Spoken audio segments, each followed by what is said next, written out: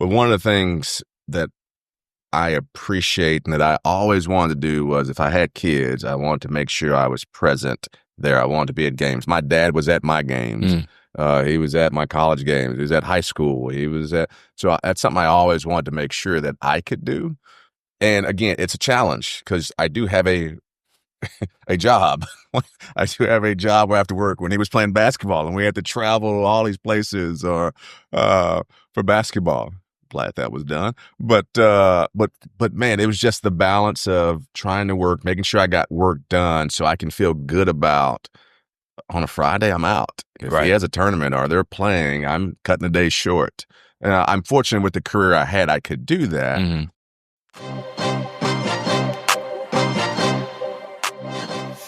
Welcome. You are listening to Season 3 of the Bonafide Leaders Podcast, a podcast that exists to inspire legitimate and authentic leadership in the workplace and beyond. And I'm your host, Tim G. Williams.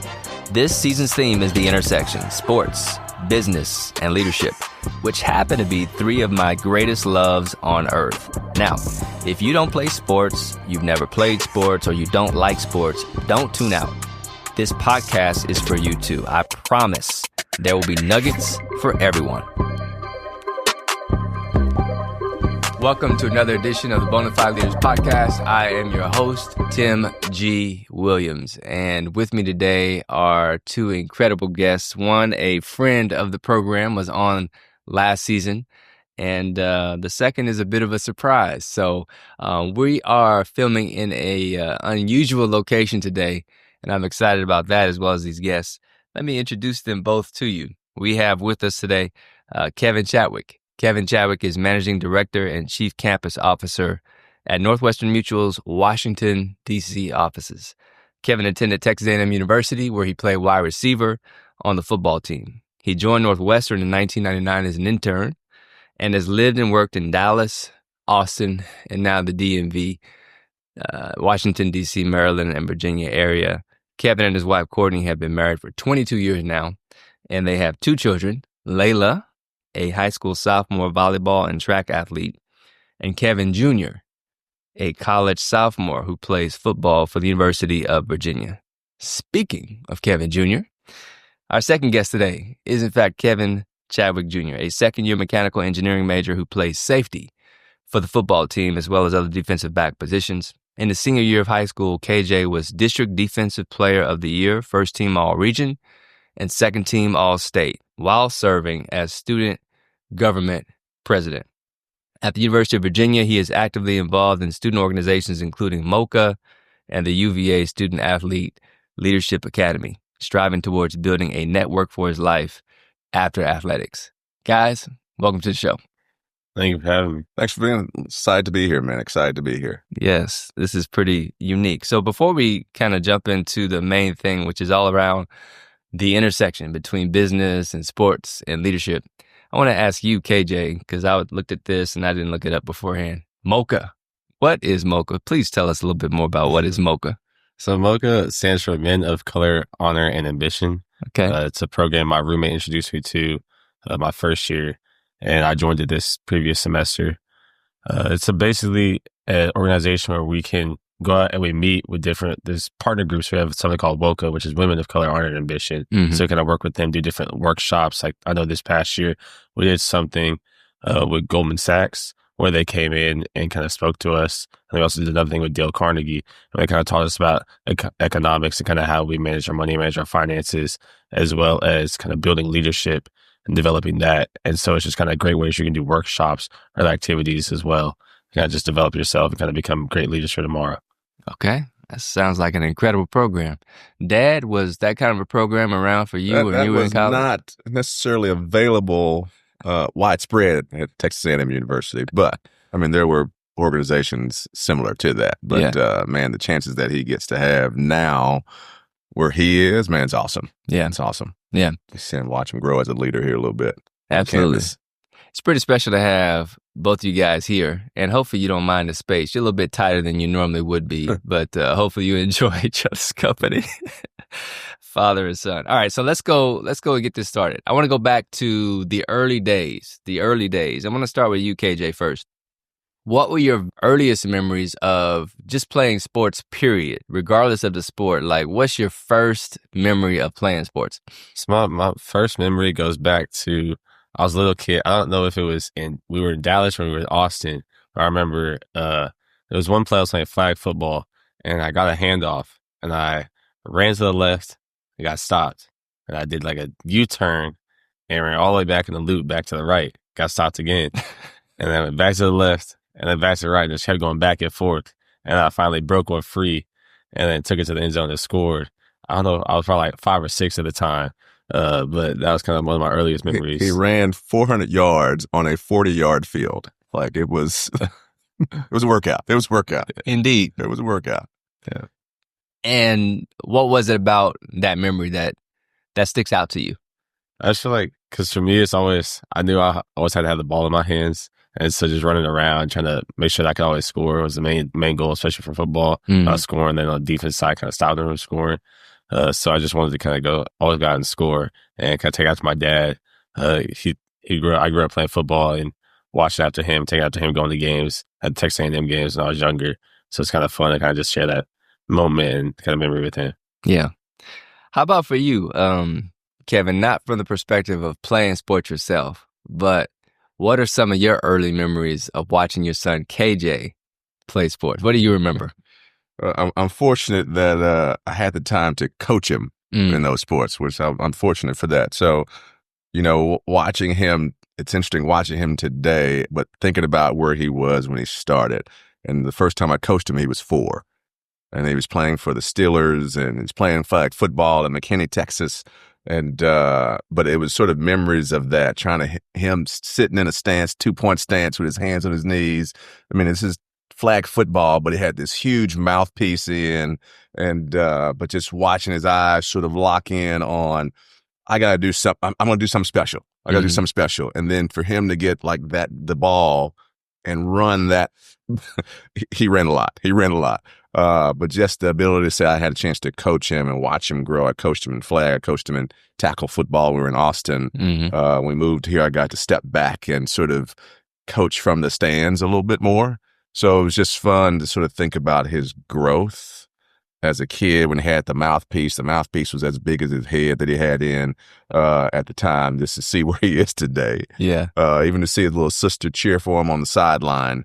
And his mom cheering for him on the sideline, but just watching his maturity, watching him grow in a sport that he loves. Yeah. And it's fortunate that it's a sport that I loved. Well, speaking of the sport, I want to go back to you, Kevin, for a second. Football. Yeah. I mean, you both ended up gravitating towards football. What was it about that sport for you, Kevin, that I guess made it something that you wanted to participate with versus other sports? It's interesting. I tried a lot of sports. My dad was my coach in baseball. I tried soccer, and I was pretty good in baseball and soccer. But it was interesting. In our neighborhood where I grew up, I was great, man. I'm telling you, I played baseball, basketball, and it was interesting. But in the neighborhood where we grew up, I went to Carter High School, and so in Dallas, or in Oak Cliff, if I'd say it that way. My brother went there. He played football, and so that was the thing that you just did.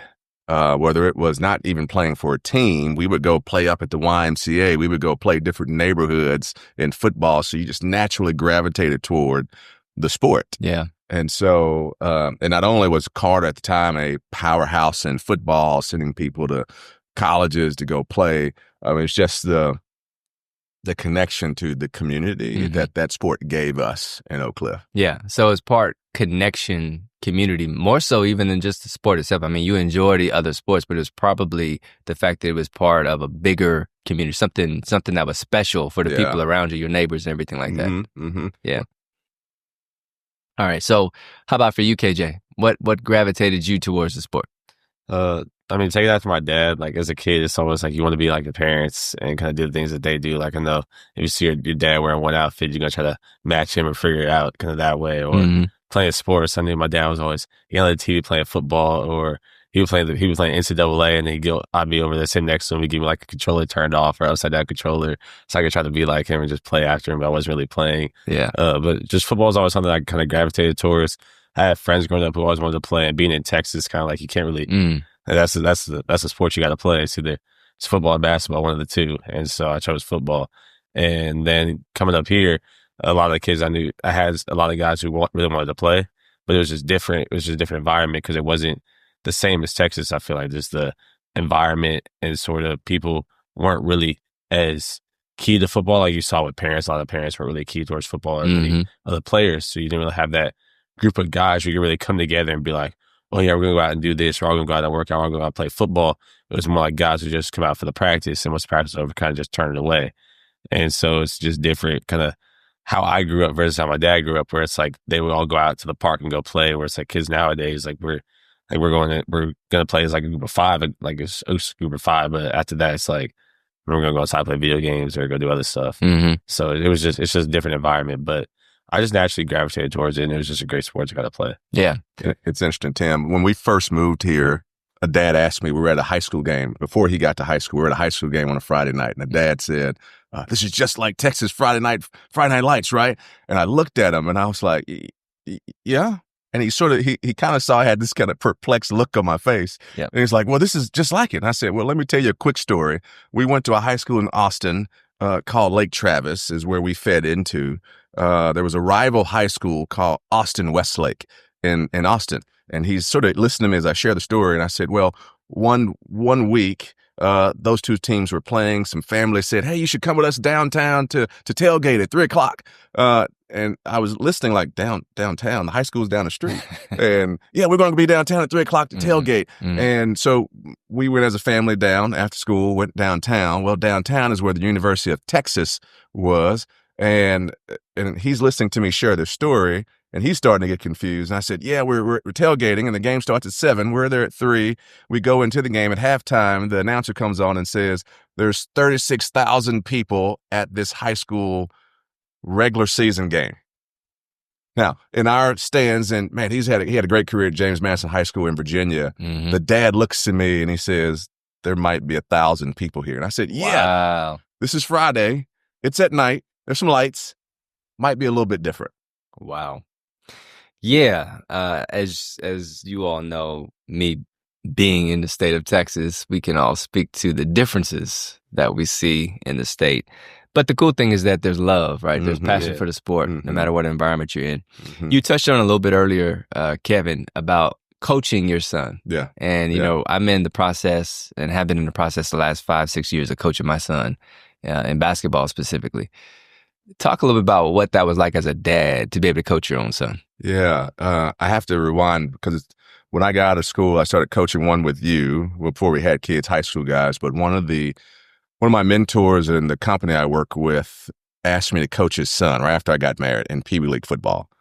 He was in the 4th grade, and so I just got married. I was going to tell him no, but if you know this guy, you kind of don't tell him no. And so that's how my coaching career started. So I was fortunate to coach youth football for 6 years without a kid, but I coached with guys who had kids on the team. Right. So I got to see some perspective of what it looks like coaching your son, good and bad. Good and bad. So I tried to take sort of some of that learning I got. So when I started coaching him in flag football, I wasn't this overbearing parent telling the kid to do this. And there was a coach one time who we were at practice, and he, before everybody got there, told his son to show me how to do diamond push-ups. And I'm like, I don't need your son to show me any of that. But I tell you, what's fun about it is we got to just have time together. Whether it was going to practice, he knows this. I coached him just like he was not my son, but just one of the players. And I think sometimes that line is tough to, to sort of get around. But it's just fun because we can then communicate differently in a way where we're talking about sport. But I knew there was a line of dad and coach, and the cool thing is him being able to come on. My wife has some great pictures of us where we're standing the same on the sideline, or that's in our basement. Him as a little kid, and then there's a picture of him even in high school. I didn't coach him, but his last game, and somebody got a picture of us embracing on the sideline. So when you just think about that connection over that period of time of where, and I got to coach him, I got to mentor him, I got to develop him. At the same time, I got to be his dad, and sort of again, I'm blessed that I got to coach 6 years without a kid. to understand sort of where the line is, in that. And so, fun experience. I got to yell at him a little bit.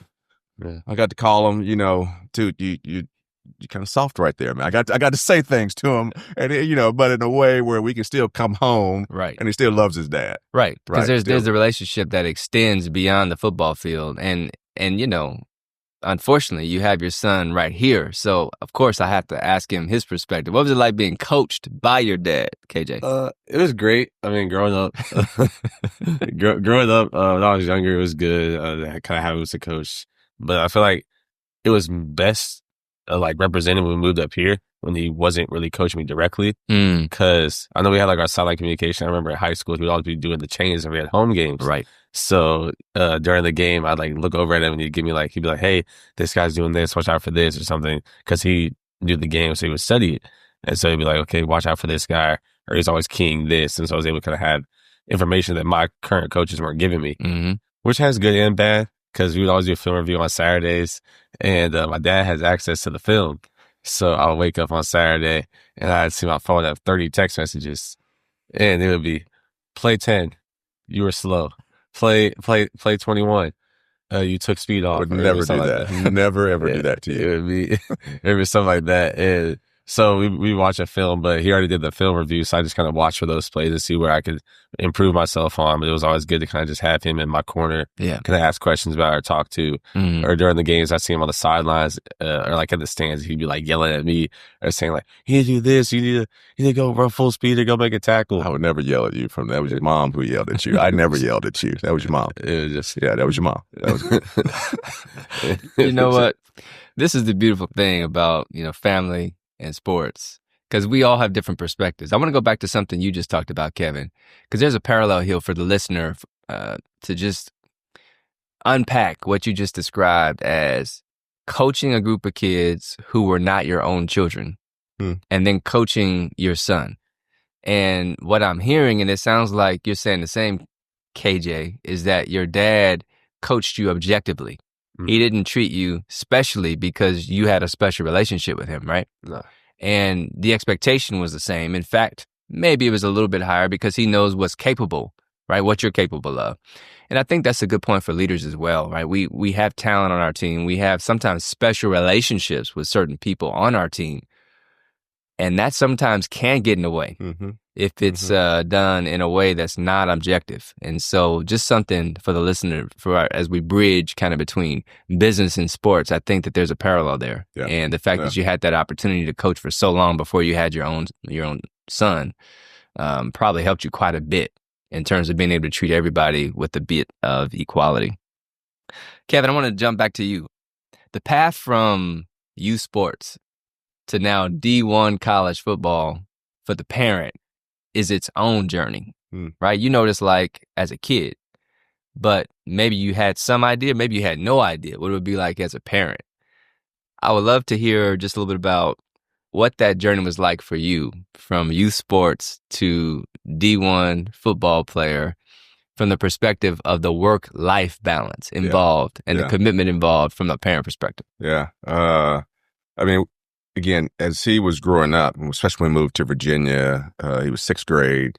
He was still running track. He was still playing football. I mean, we moved here in August. We had to find a football team, of course. He was playing basketball. So as he started to progress in sports, I mean, he narrowed down that football was going to be life for him. At the same time, this little pandemic thing happened called COVID, where he was in the ninth grade. And a lot of things shifted in the college recruiting world because you're not on campuses anymore. I mean, his first year on varsity was his sophomore year. Their season got moved to the spring, where football is normally in the fall. And so why do I say that? Well, COVID happened. They couldn't work out. He was just trying to figure out life with just working out. So we ended up buying 500 pounds of weights, trying to get it in COVID. Of course, costs are high, getting a squat rack in the house. Oh, wow. Because he couldn't get to the gym. And for him, this was a pivotal time in his life. I got to work out. Because, I mean, we had hoped life would still go on. Yeah. right? And he still had to, go through recruiting, still had to get better in his skill set. So we might have been outside by ourselves running heels together or on the field together. At the same time, when things started to open back up, trying to make sure he had film out and trying to make sure that, okay, what product are you putting on the field when you play? Yeah. And so as we start to get to his sophomore, junior year and colleges start to look at him, man, it was, all right, what's real? Right? What's real? We go to a lot of camps to try to figure out, can we get him some exposure? His high school was not necessarily known for football, but they went to the state championship game, twice, 2 years his time there, state semifinals, but they were not known football. They sent kids to the baseball draft. Their lacrosse teams won state a lot. The girls basketball team won, but they were not necessarily known for football. And so we had to really help get his name out more. And he, again, second team All-State. He led the team in tackles. He got player of the region with a couple other guys who are still playing in college today. It was a challenge just with COVID changes, the environment of schools, because that does help, I think, can help and hinder. Yeah, they will say talent will get found. People do say that. But at the same time, I think that was kind of a crazy moment in time where we're out traveling, trying to go here to this camp, just to get him some exposure of just his skills. Yeah, and that's necessary because you're at a school that isn't necessarily known for football. And you're in a period of time when people can't come out and see you, and you can't go see them because the world is kind of shut down, locked down, and you're having to do weights at your house and that kind of a thing. What about for you, KJ? What's the journey been like so far? Because you're not done. Unlike me and Dad, we're done playing. I just watched it on TV. There you go. We're done playing NCAA basketball and football. But for you, what's that journey been like so far as you've gone from youth sports now to as a D1 college athlete? I feel like it's been a long-winded journey. Especially in high school, a lot of it was me kind of working out by myself. Like I know my dad bought the weights for everything, but it would be like, all right, KJ, you got this workout for the day. You got to go get it done. And see me doing work. And so I would go downstairs, go lift, or I'd be out there going running and all that stuff. And I didn't really have anyone I could really stick with or do it with me because a lot of my teammates were really focused on other sports or just weren't really as passionate. They were like, oh, it's high school football. I'm going to just go through it. But I was the main one who kind of wanted to go play Division I football. And luckily, one of my teammates I played with in college also went to the same high school with me. Okay. And so I had him to kind of always reach out to, kind of ask questions and kind of learn different things, and looked up to him as kind of like a mentor in a way to kind of help me figure out what I wanted to do collegiately. And then all the process was basically me just working out. I remember we did four college camps in one weekend. We went to like Georgia Tech and then Clemson and then Duke and UNC like all in one weekend. It was just crazy traveling, but it was always my dad and myself just going out, kind of trying to expose myself and get myself out there and kind of show people the talents and skills that I had. Because a lot of it is basically once you're there, it's what more can you produce or what can you give to them? So my dad always says, once you're there, they're recruiting the next guy behind you. So you always have to continuously get better. And especially in college now, as a walk-on, now that I'm on the team, I'm always fighting to beat out the scholarship guys and the other guys are trying to recruit. And so my passion, my journey is a lot different than most athletes who show up who are already heavily recruited and the coach already knows them, has a relationship with them. I'm starting from ground zero. And I've been able to work my way up to where this spring, like the spring ball, for example, we are low on numbers, especially for the DB position. So I'm playing both safety and corner, which has been helpful because it shows the coach versatility, number one, also allows me to give more of a reason why I deserve spots on the team. And so I've just been working, try to always reach out to my dad, ask him for questions and be like, hey, and ask me like, hey, what should I do for this play? I know we'll sometimes go over and watch film like this spring break, for example. I know we're going to watch a couple of film together, kind of learn some things. He's already been grilling me about me not being able to catch the ball or something, or receiver DB. Yeah. Receiver DB. Yeah, I remember. Yeah. Like for example, we had practice on Friday and ball right in my hands. Did not finish the play. Yeah. Told him about it. He's all, come on, man. I called him. I was like, hey, the skills not passed down, unfortunately. So dad was an offensive player, played receiver, caught the ball. And son is a defensive player. And so catching the ball is not the number one required skill. However, as cornerback be able to. and certainly as safety, it's expected, right? Yeah. Okay. All right. Very nice. I love the fact that you have a learning mentality and allowing dad to still talk to you, you know. Need to have you talk to my kids, you know. That's what we need to do. It's rough out here.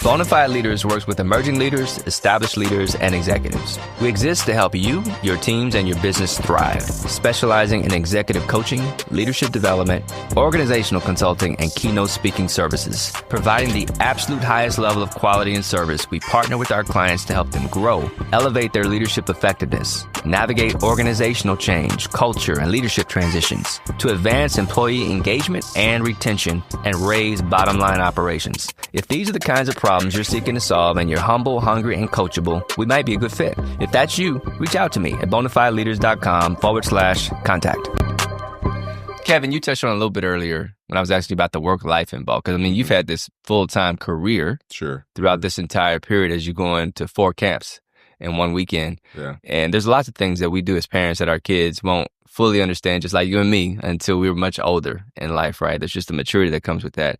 For the parents out there, I love to hear you talk to them about those who are sort of striving to get their kids where yours is. Yeah. What input or advice do you have for them that can help them on their journey? Yeah, you know, it's interesting. Like I said, him playing football, the schedule's different. Now, my daughter right now is in volleyball practice, which if there are any volleyball parents on it, you know, that's a whole other monster in itself. And she's in her recruiting year right now. So, but one of the things that I appreciate and that I always wanted to do was, if I had kids, I wanted to make sure I was present there. I wanted to be at games. My dad was at my games. He was at my college games. He was at high school. So that's something I always wanted to make sure that I could do. And again, it's a challenge because I do have a job. I do have a job where I have to work. When he was playing basketball and we had to travel to all these places or for basketball. Glad that was done. But man, it was just the balance of trying to work, making sure I got work done so I can feel good about on a Friday, I'm out. If he has a tournament or they're playing, I'm cutting a day short. I'm fortunate with the career I had, I could do that. But it is a healthy tension with sports because, you know, the demand of sports today is different from when you and I played. Probably somebody would say it was different from when people played before us. I mean, right now with volleyball, my daughter, she's in playing volleyball 11 and a half months out of the year. So we don't really get a lot of vacation time together. Our vacations are tournaments. We're going to Philadelphia this week. So with him, that was something I started coaching because I wanted to make sure, man, if I'm going to work hard during the day, I wanted to be there with him. That was more time I could spend with him to help groom him and the person he's going to become. Kill 2 birds with one stone, if you will, right? It. Yeah. If I want to pour into him around leadership, if I could spend more time with him seeing me coach him, seeing me coach other kids too, or even when we're at a tournament or we're at a game or we're at a camp, just that time together was important to me. Like that weekend, 4 camps, and we were flying, we were driving. Those were hours we spent together because at some point, one of my good buddies told me this is his daughters are now out of his house. Like he's empty nesting now. At some point, it will go away. At some point, he'll always be welcome in the house, but at some point, he'll be a visitor in my house. All right, he'll have his own address.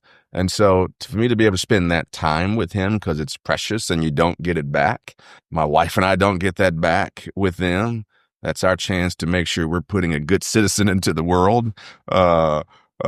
We hope we foundationally did that. Hope so. But yeah, it is a challenge to balance our attention to balance. I have to work.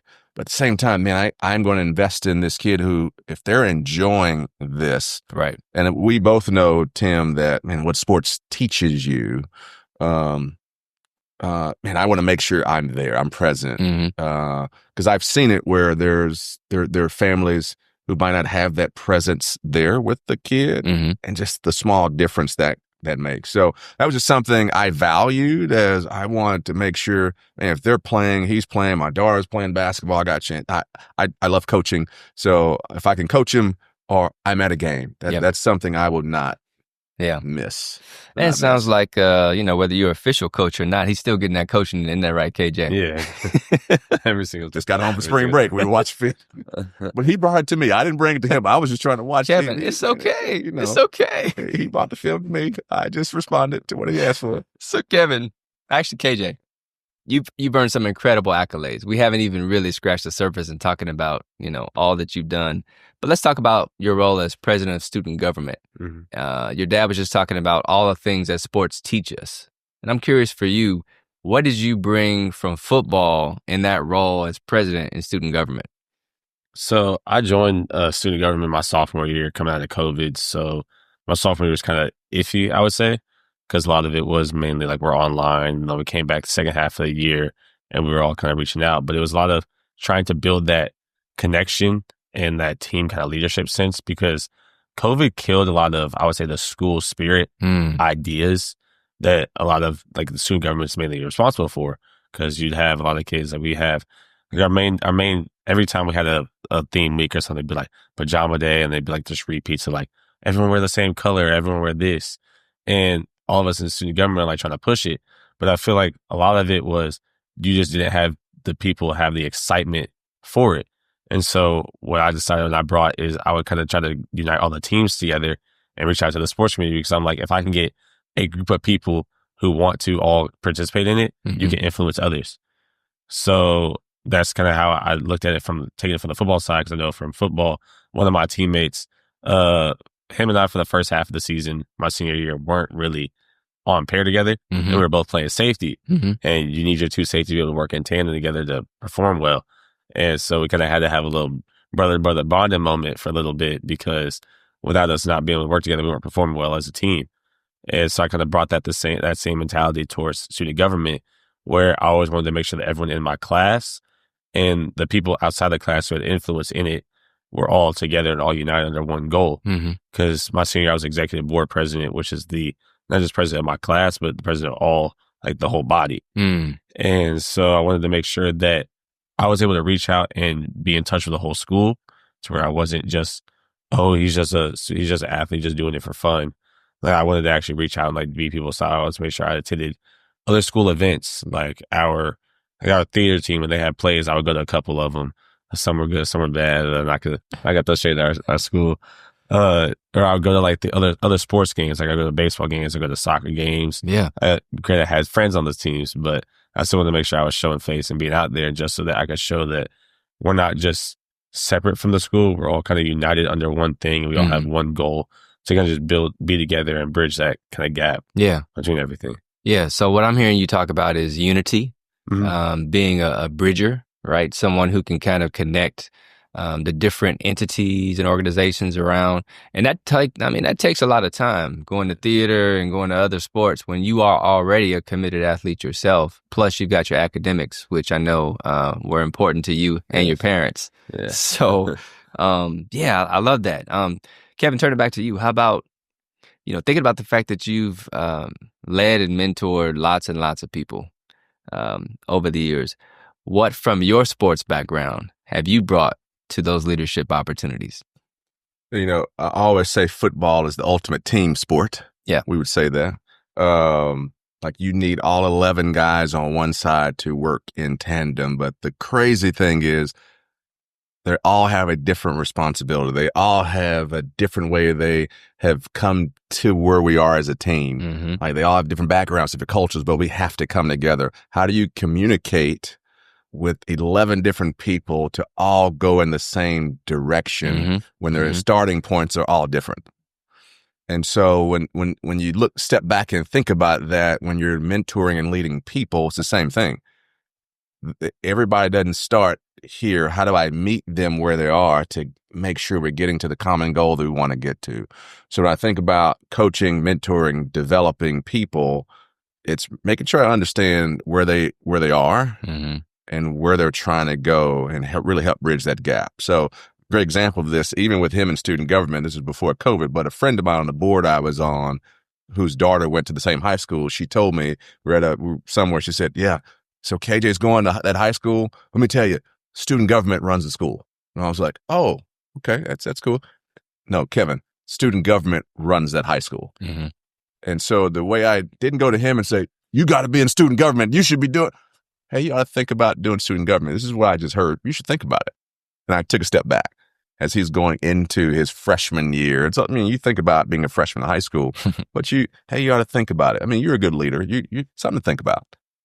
And so I just put it out there to him because, again, I know he's growing as a leader. He's growing in sports. He has his life. He was a leader in middle school sports. Could this be another way that he could lead differently outside of sports? So it's just really meeting people where they are and really trying to understand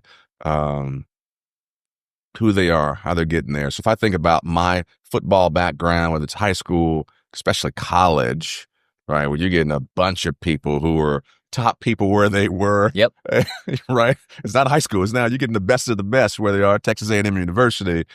And how do you lead personalities? How do you lead cultural backgrounds? Yeah. How do you lead mentor this? And so it's also great when you have other people who are like-minded, who have that same focus to lead. I think about even some of the friends I have today who I played with, but that sport, when I think of football, just team, right? It wasn't individual, and there's a lot of great individual sports, but I tried to really steer my kids toward team sports just because you got to work with other people. Yeah. And anything that you do, whether it's community involvement, work, you're going to be working with other people that come from different backgrounds, different views, different beliefs.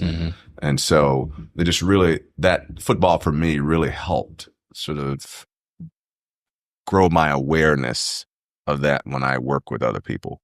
Yeah, I like that input. You know, I want to touch on this relationship aspect for a second because I think it's pertinent no matter what game you're in, no matter what field you're in professionally. And I'll make a statement, and I'd love to get just your immediate response to it, KJ, and then I want your dad to answer. The question is, and I'm thinking about the situation with that safety, whether it's strong safety, free safety, what have you, weak side, whatever. My question is, do you have to be best friends in order to get the job done? No. What do you think, Dad? No. But I do need to know who they are, though. Yeah. I do need to know them. I don't have to be a best friend. Again, I heard this happen the other day with a friend of mine who runs our office, one of our offices, and she said, I'm not here to build a family. I'm here to grow a business. Doesn't necessarily mean we don't have a relationship, right? But the end goal is the end goal. Yeah. And so to me, I don't think you have to be best friends. Yeah.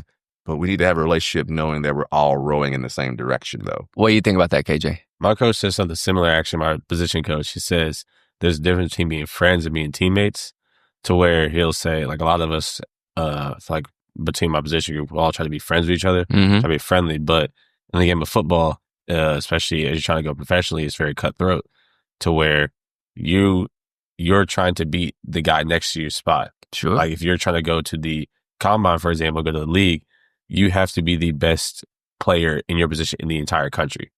So you're playing not just against the guys on your current team, you're playing against the guys at the Texas A&Ms, the Texas, the Clemsons, the Penn States, those teams where it's like you have to be better than them. And so in that sense, looking at your teammates, it's like you can't just be, buddy with them. Like if they're messing up, you have to tell them the hard truth sometimes. Sometimes people won't really want to hear it.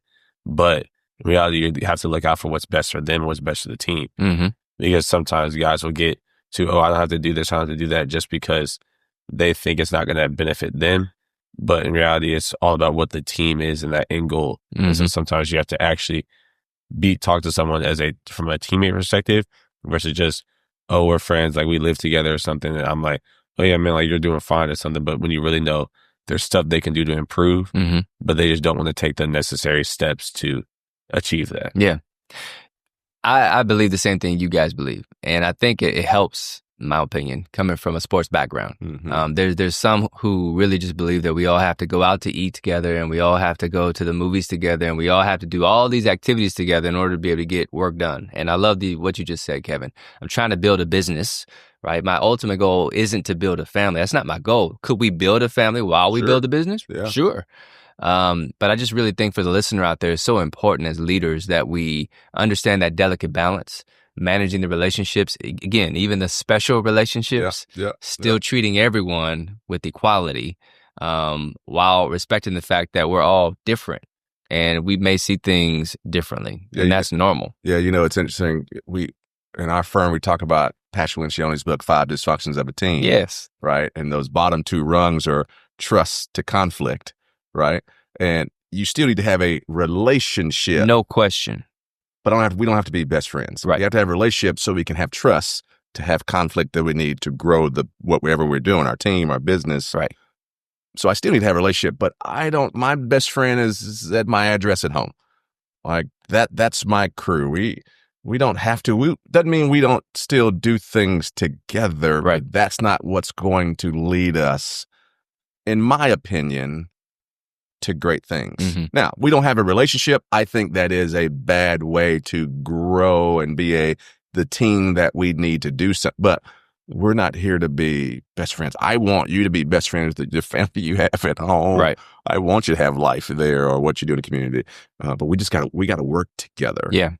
Kevin, KJ, I should say, you talked about something earlier too, which is, giving input or feedback to a teammate who may or may not want to hear it. That also requires you to be open to receive feedback and criticism when you don't want to hear it, whether that be from your coach, whether that be from your peers.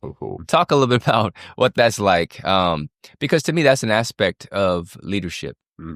Talk a little bit about how you've learned that lesson, what that's been like for you to kind of give and to receive. I would say I'm not the best when it comes to receiving constructive criticism or feedback.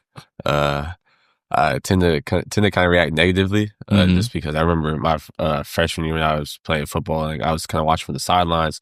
I would be like, "Oh, I should be out there. I should be doing this. Like, why are they messing up? Like, why are they doing this? Like, I'd be better than all of them." Mm-hmm. But I wasn't really realizing that those guys have put in the time, put in the effort to get to that spot. Yeah, and they know things that I don't know, or they have perfected things that I have yet to perfect.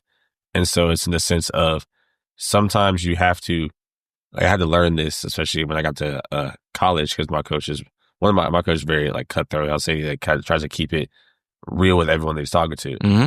And he came up to me in practice and he said, even though I was only there for, like, I joined the team in August and it was like last spring, he was like, "You've been here for a year and you only know one position." And it's like, you can't be moving at that pace, because it's like, my dad explained it to me. He was like, they're coming in to recruit people to replace you. That's right.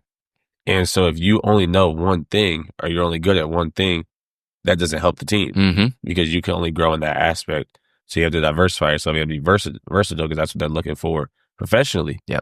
Because like my coach explained in the story, he said, I was playing corner my whole college career and going into the pros. And then overnight they said, "You're playing safety tomorrow because someone went down." And so he had to learn how to play a whole new position he's never played before overnight. And it's that ability where you have to sometimes be able to learn and understand that if people, once you develop that trust and are able to take that feedback, they will trust you in more things and more tasks. So it's more of, you have to be able to give other people feedback and say, "Hey, I want to help you get better because we need you for this."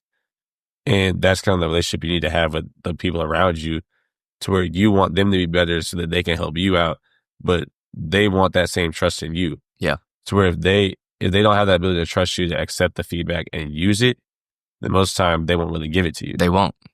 And so that's where it's kind of that lack of thing, where you have to have that ability to understand that if people see the drive and the passion you have for things, they will want to help you and make sure that you can be the best that you want to be. Yeah. But if you lack that passion, they'll just move on from you. Yeah. And that's how it is in the sports world, and that's how it is in the real world. To where, like, I know, for example, our coaches always put up the data charts after games, after practices. They'll say your pluses and minuses, where you won, where you lost, in percentage. Like, give you a winning grade. And so I know our average winning grade is like 85% or whatever. And meaning you have to hit these marks at 85% in order to kind of be on the winning side of the equation. Yeah. And if you don't, then you're losing. And so our coach will say, like, certain guys come to and be like, "I want to play this, I want to do that." But if they look at the data, because in life it's all about what you can produce and what the data is saying, not just what you can say. Because it's the old saying where it's actions speak louder than words. To where you can say, I remember last spring, for example, I sent my coach like a long texts about like, oh, I'm committed, I want to play and all this stuff, and how I want to be better and I want to learn this stuff. But I was kind of like just being hesitant or whatever when I was practicing. But even though I said all that, all my stats and what I was producing was below the winning grade mark. Mm. And so I wasn't really backing up what I was trying to say. Mm-hmm. So it's basically, it was just fraud because it didn't mean anything. So if you can't produce, if you're going to say one thing, you have to back it up. So you have to have the evidence and the data to back up what you're trying to say. Man, KJ, you are speaking my language right now. Data. Come on now. That's the real world. I mean, you are, well, we're going to get to that in just a second, your background and what you're studying, which is very, very impressive. We're going to hit that in a second. There's something, though, that I think is a nice nugget that I took away from what both of you all just said, which is that there's competition in sports and there's competition in the real world. And my experience as a leader, frequently, if I lost someone on the team, they got promoted, went to another opportunity, what have you, I was always 100% of the time looking to promote someone or bring somebody on who was equivalent or better to the person I just lost. Yeah. Oh, yeah, right? You're not that good. Come on up. Well, here's the fallacy. I think people think, well, you've got an opening, fill it. Mm-hmm. And we know in the sports world, from a recruiting standpoint, the person they're bringing behind you, like as a guard, I would always play guard. They're bringing people who they think are better than me, who can take my spot, who can raise our level of performance to a higher level. So I just think what you all are sharing is very relevant to the real world. And I hope that that connection is being made for the listener. And that's one thing I tried to teach him as soon as he got on campus at University of Virginia was, okay, you're here. Right now, they're starting to recruit for next year. And there are already 2 classes probably up they're looking at. Right. You came in 23, they're already looking at 25s. Right. And so you've got to understand, and he'll tell you, it took him some time to really realize, and I say this all the time, that you had a great career in high school, but so did the other 100 kids who were on that team. So just everybody did. So you got to understand that, like that talent you had for that level is great for that level. Yes. But if you're not raising the bar, right, again, well, you're going to stay in the same spot. And that happens to a lot of people, whether in sports or in life. It's if you're not raising the bar, thinking that the same thing that you had before, where you were great here and people might have been telling you were great and you got trophies to prove it. Now you're at this level. It's a different deal. Those trophies will stay on the shelf somewhere and collect dust because, hey, it's a different level of thinking, right, and hard work you got to have. And so that's the one thing I'm proud of him about, is him really accepting that feedback, whether it's from me. I mean, his mom would send messages behind the scenes, I would see, but from his coaching to say, all right, I can't rest on where I was. That's really good. Yeah. I love that. And, for me, one thing I realized really quickly, and I realized probably within my second semester in college, oh, okay, I'm not an NBA player, right? Not necessarily because of ability. I would say from an ability standpoint, I probably had enough, but the competitiveness, it's a daily competitiveness. Yeah. And every week you're competing to play on Saturday if you're in football. If you're in basketball, literally, I mean, for the next conference game, you're competing for that opportunity to remain a starter, to come off the bench, or to not see any action. And that's just the reality of life. And I think it's a great teacher for us now that we're in leadership and business, because it reminds you that life is a daily competitive situation. All right, I want to get into KJ a little bit. I want to talk about the fact that, UVA is known as one of the best public universities in the country. On top of that, you're playing in a Power 5 conference, the ACC.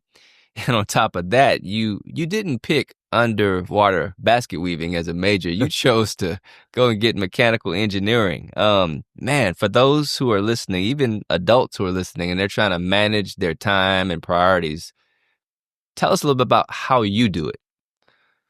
Time management was not my best strong suit in high school, I would say, but in college it sort of kind of developed a lot, mainly more this year versus last year, because this year I'm more into engineering specific classes. Right. And a lot of it is basically, I like to think of things as like a block scheduling. So I know, okay, football, we have practice from 2 to 6 every day. So I know from 2 to 6, I'm blocked off. I can't do anything. Granted, that's the best time to study and meet with other project groups and everything. So it does kind of throw some wrinkles into things. Mm-hmm. But I know from 2 to 6, I have to meet. So the other 18, 24 hours of the day, because I don't have to sleep for a certain amount. Granted, my sleep times do waver a little bit depending on what I have. Hey, you're a college student. I get it. Yeah. But I try to figure things out based off of that. I know, okay, if I have a test this week, that's my main focus for the week. So I'm gonna make sure I knock out everything for my classes in that first 2 days. Mm. So, because I know for most of my classes, we get weekly assignments. And so I'll knock out one of my classes. Knock it out at the beginning of the week. And then a lot of it's just review. So I'll go to the class, I'll go to all my lectures. Do I pay attention to all my lectures? I try my best. But sometimes with my friends now, sometimes like chess or something, or I have an 8 a.m. on Tuesdays where in that class I'm just fighting to stay awake.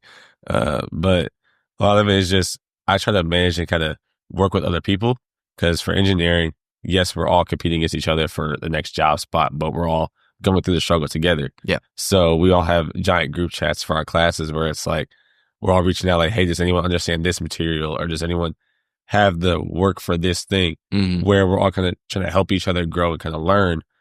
And that's our main thing, where it's, yes, it's an individual thing. We're doing the work and the assignments by ourselves, but we're all struggling together. Yeah. And so we're all kind of working together to be who we can be and be the best engineer that we can, while all kind of reaching out, doing things as well. Mm-hmm. And so it's just that time management piece of, yes, my friends know I'm doing football as well. So I'll text them and be like, hey, I'm gonna be late from practice, or I'm about to head to practice. Could you send me the notes and stuff from this class? Yep. And so we all kind of reach out, kind of help each other out. Yeah. And that's the main thing that I kind of have to work with in engineering. Yeah. That's awesome. The fact that you prioritize is clearly very important. And I mean, it's important for any major, even underwater basket weaving, I suppose. That's correct. Wasn't my major, but it's okay. And especially difficult being at a really strong university. Off camera, I'll tell you about my story with UVA. I'll just tell you, it was one of the 2 worst interviews I've ever had in my life. I may have told your dad about that experience, but I'm glad you were finding success at a fine institution. But I will add on just something real quick to him. You know, you think he has 5:30 workouts in the morning, right? They working out every 5:30 workouts. And I remember I was like 6 o'clock, but they're there at 5. That 30 minutes it's helpful. It's helpful. That's terrible. You know, sometimes they used to have practices in the morning. Right.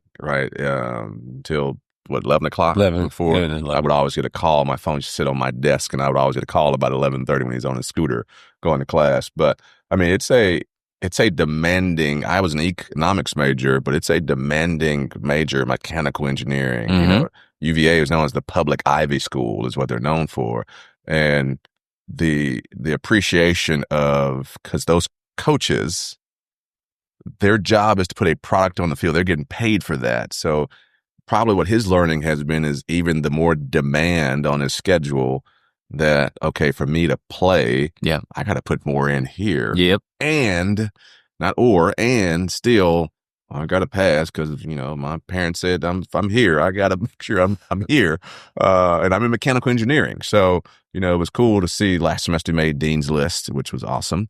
And still, congratulations. Thank you. Put more time into his craft. Mm-hmm. Yes, because you're a student athlete.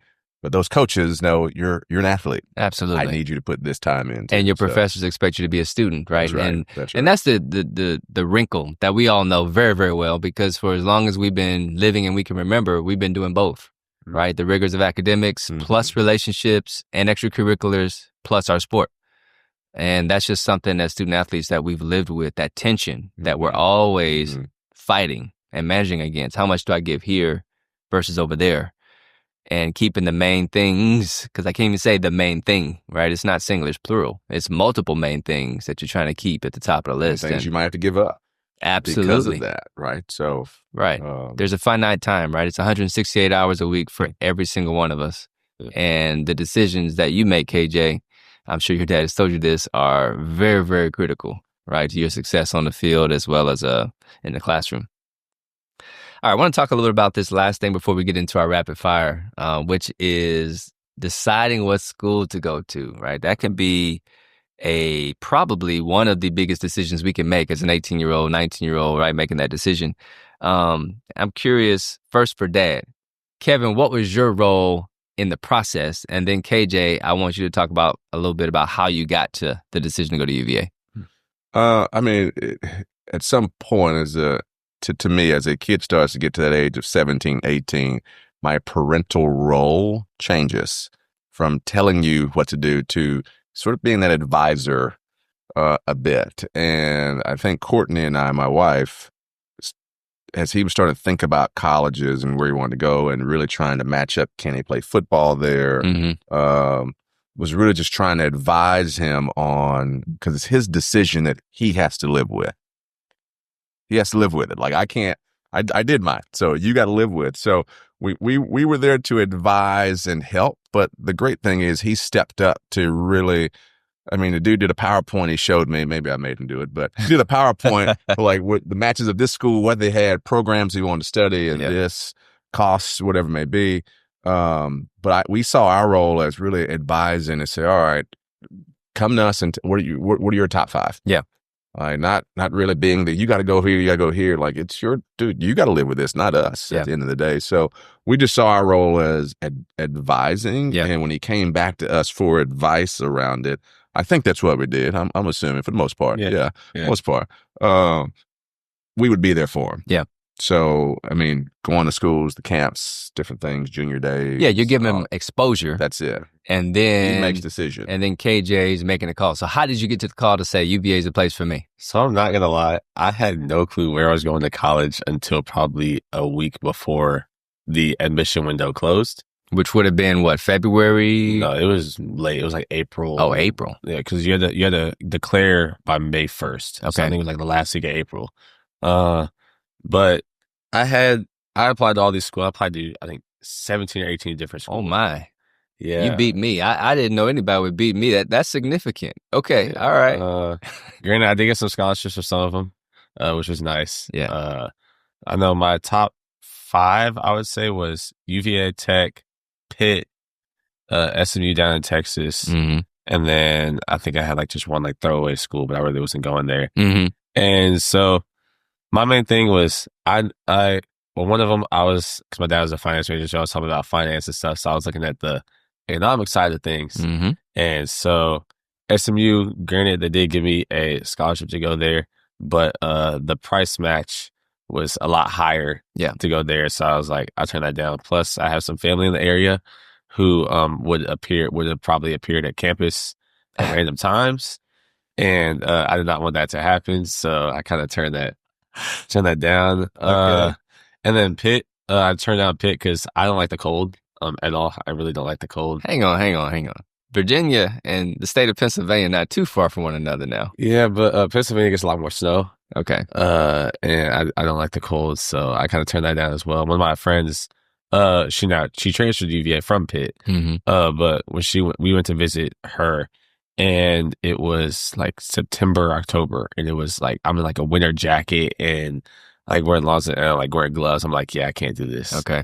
And so I turned that down. So between UVA and Tech, and my main thing was I knew I wanted to have a chance to play football. And so I looked at Tech and looked at UVA and I got into both for engineering. Yeah. And Tech. And when you say Tech, you're talking about Virginia Tech, the Hokies, right? Yeah, Virginia Tech. Got it. And for there, I wouldn't have been able to do both.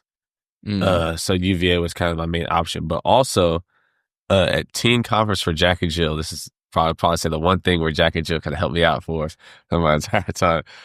Teen conference, we had to say where we were thinking about going or going to school. So like you have all the kids saying, I'm going to Howard, I'm going to Hampton, like Morehouse, all that stuff.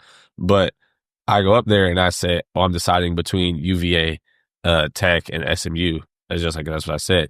And I'm in line, like we finish up, we're in line, and my roommate currently, he walks up to me, he's like, hey, I heard you said you were going to UVA. I was like, yeah. And he's like, oh, we have to be roommates. And I was like, okay. Didn't get no number, no social information, nothing. And then he leaves and we go in the thing. And I tell my mom afterwards, I'm like, yeah, I met some kid in line and he said he asked me to be roommates at UVA. Yeah. And I was like, I just said I agreed. But I don't know who he is. And so my mom did her little Jack and Jill research thing. There we go. And so she found out who he was and like what chapter he was in. And then I went to and I declared to go to UVA, just because I also realized Virginia Tech would have been high school 2.0. And I wanted to get away from some people from my high school. Got it. Who went there. So that's why I also chose UVA. Yeah. Which is kind of funny because all the black kids who applied to UVA from my schools, there's like 10 of us, we all got into UVA and everyone went there. Oh, wow. So that's kind of cool. So I get to see all like the kind of diversity side. Yeah. And my high school goes there as well, which is nice. But I go to a UVA event, going back to the story with my roommate, I go to a UVA event and I see him and I was like, wait a second. And because I remembered he had bleached twists from baseball season. He played baseball. And so I went up to him. I was like, hey, are you? And he was like, yeah, I am. And so I met him and his mom and I finally got his number and everything. And so we shared information. And then we went to orientation later on in like July. And that's where like our whole families met and stuff. Awesome. So it's kind of cool to meet him, hang out with him. And then we're here now. It's been a great 2 years of him. It's been fun. We're separated as roommates this year, but we'll all be back together as roommates next year. It'll be me, him, and then some of the guys from our dorm from first year. And also the one thing I do like about UVA is I didn't realize it, but so my whole hall is all kids from the area that I went to high school in. Oh, wow. So there's a guy from my high school who is on my hall who I'm living with next year. And so that was kind of cool to kind of meet him. Yeah. Kind of our relationship's growing. One guy went to a high school that's right next to mine at South Lakes. And so we grew up with him. Another guy went to a high school that we played in football. We lost to that high school. It was not a good game. So I got him. We have a guy from Southern Virginia, Harrisonburg, and then two from out of state. One lives in Jersey, and one lives in New York. And so it's kind of just a wide group of people all kind of came together. We all kind of meet up and talk. And we just shared a kind of bond because everyone likes sports. And so that was our main bond, and we've kind of just grown from there. Yeah. So we all kind of play video games, hang out, we just do a bunch of stuff. One of the guys is also in engineering as well. He's in mechanical with me. That's cool. So we get to work together and stuff. My roommate Clint is in aerospace engineering. Nice. And at UVA, they have them both together, and like the mechanical and aerospace building are together. So we get to kind of reach out together and talk about a lot of things, go to the same classes. So it's kind of fun. That's awesome. It's like a full circle moment from somebody who you didn't know who they were exactly to now being connected, really well connected here at the university. That's awesome. All right, we're going to get you guys out of here on a little bit of rapid fire. Okay. A little rapid fire. So just your immediate gut thought. Start with you, Kevin. Your best game at any level ever. Your best game. As a player. As a player, yeah. Probably Carter High School. Give me some stats. I think I had like 8 catches in the game. Yeah. No touchdowns. 2 touchdowns. 2 touchdowns. It's a good game. Good game. My best play, though, I would say. Okay. But it's funny. It was a practice play in college. I would say it was my best play. Friend of mine, he was a linebacker at Texas A&M, kind of known very widely, played for the Cowboys. Good friend of mine, played back in the late 90s. Yes. Still remember my freshman year, though. This was probably, I would say, my career best because of just who he was. Sure. I won't even mention his name. Yes, Dan. we know who we're talking about. Won't mention Dan's name. Way in the back. But there was a play in spring practice, my first spring there, where I was in for a pass play, and the quarterback started to run, and I cracked Dan, this linebacker, pretty well, and it knocked him parallel to the ground. Wow! And I always remember this because we had our film room, it was 2 separate rooms separated by doors, and all of a sudden you heard this, ooh, and the doors open. Chad, like we saw, and they just saw the play. And the fear now on me, because everybody said that, dude, he's going to get you, man. He's going to get you. So I always still remember that as a great play. But yes, high school, probably the best game. Awesome. All right, KJ, same question for you. I would say my best game was my senior year state semifinal game against Fairfax, playing against a kid. He was a 5-star recruit going to Penn State. And Penn State showed up at the game. So all the coaching staff is there. And in that game, I had a pick 6 to put right before halftime that put us we were up by like 20 after the pick 6. But I tiptoed on the sideline in front of Penn State. Nice. And so that was also kind of cool. I should have had 2 pick sixes, but I dropped the second one. We won't worry about that second one. We're still working on that catching. We still working on it. Journey. It's a journey. Yeah. Journey. Also, that was also good. My best play, though, I have 2. My first is my sophomore year. I had a strip sack to send us to our first ever state appearance. And I was like carried off the field, kind of like a Rudy moment. And so I was kind of cool, the picture frame, like in my basement. And then my other one was we're playing against our crosstown rival, Centerville. Mm-hmm. And there was a play where like I had an interception where I like baited the quarterback, jumped across, picked the ball off. And as I'm going to catch it, my teammate is running to go catch the ball as well. Okay. And it hits my knees. And so I flip in midair. And I land like on my shoulder. It looks like I land on my head, but I land on my shoulder, flip around, catch the ball, stand up, and I'm all cheering as you see in the background. Because some guy was like recording it, and it's like a slowdown in the background. You should see the crowd erupt. And one of my best friends is in the back, like tapping his head. Like, crazy that was in the world we live in now of social media. Yes. Some guy was recording this, and literally in a matter of about 3 days, 150,000 people saw this clip. Wow. Like, it's just nuts. And then like in the comments, you're like, man, he taking out his own teammate. Or like you gotta get it back for that and stuff. But it was just funny. He's old. Bro, yeah. But it was just a crazy play. All right, awesome. He's way better than me, man. He's way better than me. So there you go. Way better player than I am. KJ, back to you. Best and worst part of being a student athlete? Best part, besides the playing aspect, I'll say the food. The free food is nice. That breakfast, lunch, and dinner is nice, depending on the day. And then they gave us this thing called Red Card. Unfortunately, they didn't have it back in the 90s when y'all played, but they give us like money. They give us like a set amount of money every week to spend at like different restaurants and also a grocery store as well. So I'll go with my boys. I'll be like, hey, yo, one of my friends will do like weekly Costco runs. Mm-hmm. And so we'll drive to Costco, go there. You're living good. You going to Costco, you living real good. We'll go to Costco. Then after that, we'll go to like Cadoba, which is right there. It's basically like a Chipotle. And we'll get some food there and then go back, kind of eat that. Yeah. Or it'd be like a weekend, like a Sunday. And we'll be like, anyone want Mission Barbecue? And we'll all drive up to Mission Barbecue, go get food there or something. It's just kind of good bonding moments. But I'd say that's the best. The worst, I'd say, is the sleep. Sleep is, they say you have to get your 8 hours of sleep is required, but don't realize that we are students as well. And for me, for example, I have school. Granted, I could get more sleep if I didn't play video games at night with my friends. But, that sounds like a me problem. But I do personal responsibility. Own the choice, own the outcome. Yeah. Appreciate your vulnerability. Yeah, right? But I do like the wake up times are not fun. I remember like this spring we had 5:30 workouts back to back. And that was brutal. Yep. But other than that, I'd say it's all around just a great experience. Okay. Dad, I'm going to skip you on that one. I'm going to come back to you. But there was you mentioned Costco. Oof, man, I wasn't able to experience Costco until I was an adult. At all. But nonetheless, this is the phrase that was given to me. They said, when I was a freshman at my college, it was time to go make our run, try to get some little yogurts or some food, some snacks. They said, if Walmart doesn't have it, I don't need it.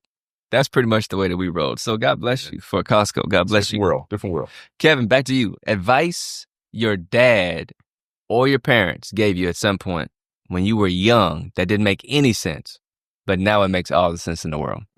Something he told me all the time my dad was a barber. So it was something he told me all the time when he was cutting my hair that I didn't understand as he was telling me, but I understood when I started having kids, got married, having kids. And he said he told me this when my mom passed away when I was 3, my brother was 14. And we sat us on the bed after the funeral. He said, I can only be your dad. That's all he would say. And so he's cutting my hair in the bathroom at home. Well, you remember your mom died and I told you, set you and your brother in bed. I told you I can only be your dad. Yeah, Dad. I only remembered because of how many times he told me over and over again. Yes. And then as I got married and especially having kids, I figured out what he really meant by that, which was he wasn't perfect. Yeah. He was going to do all he can do. And to me, that's just something that stuck with me in life that meant I can't be all. Just I can't. Yeah. But I can do all I can do. So that's just, for me, probably the best advice I think my dad gave me without really me really giving it. That's awesome. But he did. That's awesome. How about for you? Same question. I would say this is more of a football aspect, but it's the eye of the sky does not lie. I didn't really understand that as a kid until I got into high school, and my dad started sending me all these plays and clips, and you see people messing up, or you watch it on TV, and they'd show they show plays from people playing the past games, and he always said that like the eye of the sky doesn't lie. I didn't really understand that until I got to college, and it would be, you watch yourself back, and it'd be, you're like, oh, I did this when I made the play. But you see a comment on the bottom say, oh, you're missing line, or you were doing this wrong. And certain things like that, where it's like, you don't really see that. Like, in the grand scheme of things, it doesn't like you're messing up. But when you really look at it, it's like, if you're not doing things the perfect way, in the football aspect, you're not going to do that. But and the same thing for in life, where sometimes you may be thinking you're doing everything right, but you could have the process, the way that you're doing it could be wrong. In a sense where you could be more efficient, or you could have done it perfectly or better, or gotten a better output than what you're currently getting. And that's kind of the main thing my dad always tells me. And I feel like it relates to not just football, but kind of everything. And when you say the eye in the sky, you're talking about film. The film doesn't lie. Is that coming? Okay, to make camera sure. out there. Yes, camera. Yeah. How many steps supposed to get Chadwick? Yeah. 8. How many did you get? Let's watch. Right. 10. You did wrong. Yeah. I'm with you. There you go. All right, favorite sports movie of all time. Start with you, KJ, then go to Dad. Remember the Titans. Remember the Titans. Dad? Rudy. Oh, you changed. Because I thought it used to be Remember the Titans. It is. I mean, Remember Titans because of the era, but I do. It's tough. I can't one because I can say The Sandlot. I'm a movie buff. I like all of them, man. Okay. I like all sports movies. All right. And then last question for you, Kevin. A book that you have read recently that you'd recommend to our listening audience. Any book that you've read recently? I know time is short these days. Yeah. I'm trying to think of one recently I read, because I'm reading one by my aunt right now, which she just wrote at 82 years old, which is what I'm reading right now about our family. But I'm trying to think of one. You could think. I'm coming with KJ. I'm not going to ask you about a book. I'm going to ask you, KJ, favorite class so far?